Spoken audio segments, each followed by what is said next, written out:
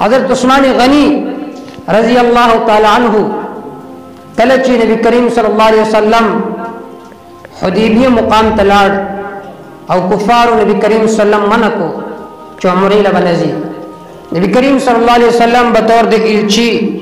حضرت عثمان غنی رضی الله تعالی عنہ ولېګل چې لار شه مذاکراتو د پاره عثمان غنی رضی الله تعالی عنہ د ترزو هغه سره غشپو کړه سار مالی مذاکراتو لذي حضرت عثمان غنی رضی الله تعالی عنہ دا کما پنسه چې دا دای په نصف ساق باندې و په پندای پدیزي باندې و یعنی جائز خدا دی چې انسان خپل پنسه چې دا د دې پړکونه لګبرې وي اې د سي پړکونه لګبرې وي نو صحیح ده خو چې پړکونه لاندې نو دا به حرام دي په هر حالت کې چې منځ وي یا د منځ نه بهر وي خلک دا کوشش کوي چې کله منځ وي نو پنسي اوچتې شي او بهر په عام ژوندۍ کې پنسي نه اوچتې حال دا په هر حالت کې چې منځ وي یا د منځ نه بهر وي پنسي اوچتول دا لازم دي او سو پنسي د پړکونه کټه وي نو دا ګناي کبیره ده نو جائز خو نه چې صرف د پړکونه بری پنسي جائز شو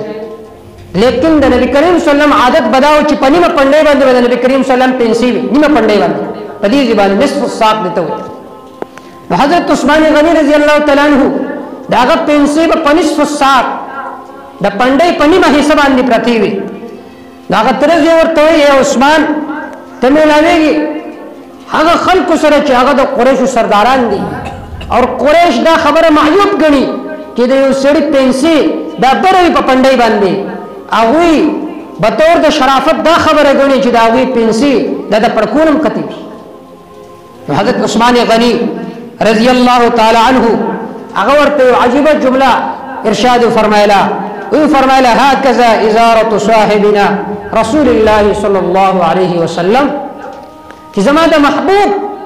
د جناب رسول الله صلی الله علیه وسلم ایزار د جناب رسول الله صلی الله علیه وسلم پنسي مبارکي هغه په نصف الساق وي لہذا د کفارو په نزد خدا معیوب دي لیکن زما د محبوب صلی الله علیه وسلم په نزد باندې دا عمل محبوب هغه خلق نن موږ تاسو خپل شکل او صورت ګیره موږ نه پرېږدو پټکې موږ نه پسر ولې ځکه ښځه به راته وي چې ته بد ښکارېږي رشته داران به راته وي چې ته بد ښکارېږي حال دا دی په پټکي کې چې کوم حسن دی دومره حسن دا په ټوپۍ کې نشته او بغیر په سرتور سر کې نشته کوم حسن چې په ګیره کې دی فرشتو اشعار دا دي چې سبحان الذي زين الرجال باللحى والنساء بالزوابيب چې دا الله تعریف دی چې سړی خسته کړی دی په ګیرو باندې زنانې خسته کړی دی په کمسو باندې نن ماته حسن هغه په دې کې ګڼو چې بالکل ګیره او بریک مکمل کټ کو موږ ډېر خسته ښکاري حضرت مفتی اعظم پاکستان مفتی رشید احمد لدھیانوی رحم اللہ آپ یوزے کی نقل کے بخبل فتاوہ کی اگر کوئی داڑھی منڈائے اس کے بعد اپنے آپ کو شیشے میں دیکھے اور کہے میرا چہرہ مجھے خوبصورت نظر آتا ہے یہ آدمی کافر ہو گیا سکا دا کفر کو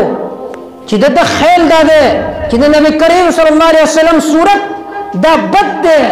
معیوب دے زما صورت خسته دے نسوک چې د جناب رسول الله صلی الله علیه وسلم مبارک دانش دے ساتي چې د حضرت صورت خنه دے زما خسته دے نو دا سره کافر شو